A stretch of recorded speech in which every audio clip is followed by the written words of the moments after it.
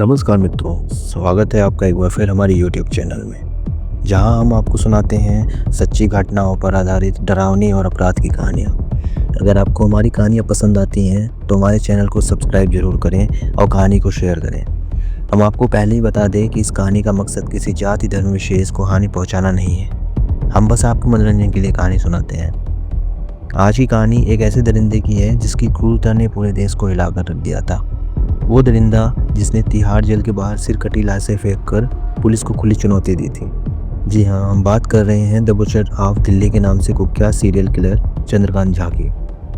20 अक्टूबर 2006 पश्चिमी दिल्ली के हरिनगर पुलिस थाने में सुबह फ़ोन की घंटी बजी। फ़ोन करने वाले ने बताया कि उसने तिहाड़ जेल के गेट नंबर 3 के ठीक बाहर एक लाश फेंकी है। वहाँ पहुँचने पर एक टोकरी में एक लाश मिली जिसका सिर कटा हुआ था। लाश के साथ एक चिट्ठी भी थी जिसमें दिल्ली पुलिस के लिए बड़ी भद्दी भद्दी गालियाँ लिखी गई थी और हत्या की जिम्मेदारी लेते हुए चुनौती दी गई थी कि हिम्मत है तो पकड़ कर दिखाओ। इसके 6 महीने बाद ठीक अप्रैल 2007 में तिहाड़ जेल के गेट नंबर 3 के बाहर ठीक उसी जगह एक और लाश मिली। इस बार भी लाश को पिछली बार की तरह बांधा गया था।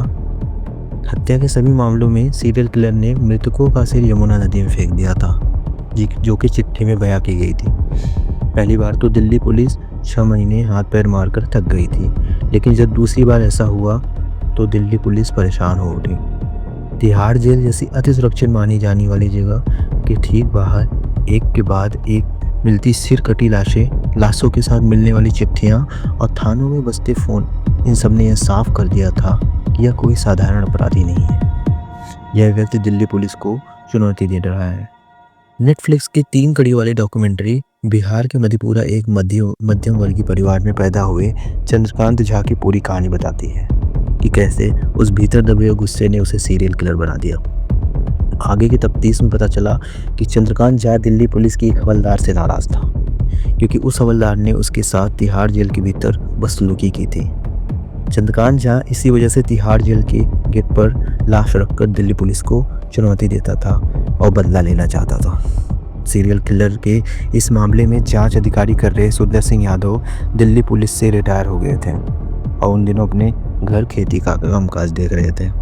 वे बताते हैं कि उन दिनों इतने सीसीटीवी कैमरे नहीं होते थे। लाशों के सिर न होने की वजह से यह पहचान पाना मुश्किल था कि मृतक कौन है। मृतक को जाने बिना उसकी हत्या के मकसद और हत्यारे का पता लगाना बहुत ही मुश्किल काम था। ये मामला इसलिए अलग था क्योंकि इसमें मारे गए लोगों की शिनाख्त नहीं हो पा रही थी, क्योंकि लाशों के सिर नहीं होते थे। लाशों के साथ कोई पुख्ता सुराग भी नहीं मिल पा रहा था। सुंदर सिंह यादव और जांच कर रही बाकी टीम ने आखिरकार चंद्रकांत झा को गिरफ्तार ही कर लिया था 2007 में दिल्ली के ही एक इलाके से। यादव बताते हैं, जब चंद्रकांत मेरे सामने आया तो लगा कि वो काफ़ी तार्किक है, जानकार है।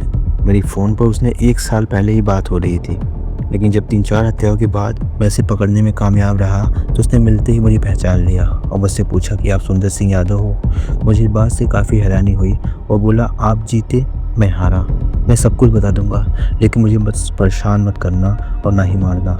लेकिन यादव और उनके साथियों की मुश्किलें ख़त्म नहीं हुई थी। वे बताते हैं, 3 हत्याएं मेरे इस केस पर रहती हुई थी और एक मामला पहले का हरिनगर थाने का ही है। 4 और हत्याएं दिल्ली के दूसरे हिस्सों में हुई थी। मुझे उन 4 हत्याओं के बारे में जानकारी नहीं थी। मौके वारदात का पता नहीं था। मारे गए लोग कौन थे ये भी नहीं पता था, लेकिन चंद्रकांत झा ने डिस्क्लोजर स्टेटमेंट में काफ़ी डिटेल बताया था। लेकिन फिर भी मुझे लग रहा था कि ये मुझे तंग बहुत करेगा। कोर्ट में जब तक उसका ट्रायल चलता रहा, एक भी शिकायत न कोर्ट में आई और न जेल से आई। पुलिस का मानना था कि वह छोटी छोटी बातों पर नाराज़ हो जाता था, हत्याएं कर देता था, लेकिन जज के सामने ऐसी कोई शिकायत कभी नहीं आई कि उसने कभी अपना आपा खोया हो। पुलिस और जज के सामने दिए गए चंद्रकांत झा की बातों और बयानों में बहुत ही अंतर होता था। जब उसे कोर्ट में पेश किया जाता तो वह पुलिस वालों के सामने यह कहता कि 2-4 मर्डर मैंने किया है, ये कोई बहुत बड़ी बात थोड़ी ना है। और जब जज के सामने पेश करते तो वहाँ किरदार ही बदल जाता था। वो वहाँ कहता था कि वो गरीब आदमी है जो सब्जी बेचता है और जिसे पुलिस ने बेकार में फंसा दिया।